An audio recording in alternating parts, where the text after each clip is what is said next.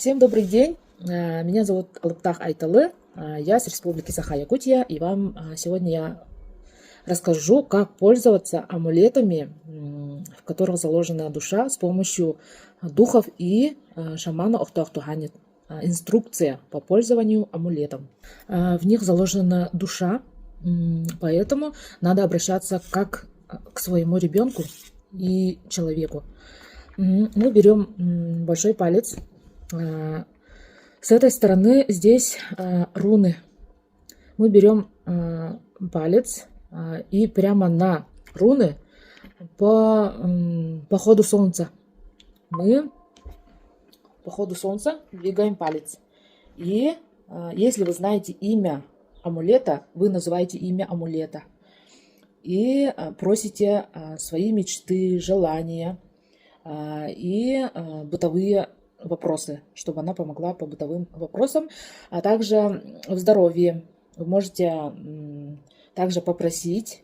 И, например, у меня была температура несколько раз. Я попросила и положила на лоб.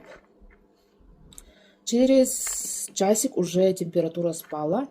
Она прям прилипает, и она была вся мокрая и почернела.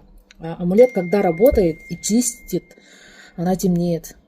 Когда лечит, когда вам помогает, когда вас защищает, когда исполняет ваши желания, она чернеет.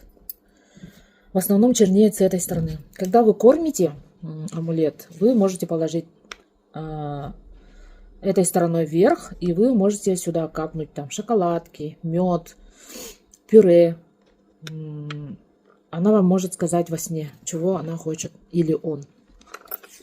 Душа может быть или мальчик, или девочка. И они бывают из других стран.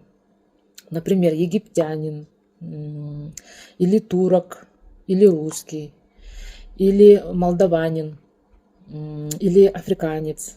То есть в амулете заложена душа, которая жила на этой планете когда-то. И они согласились поместиться в этот амулет и помогать людям исполнять ваши желания.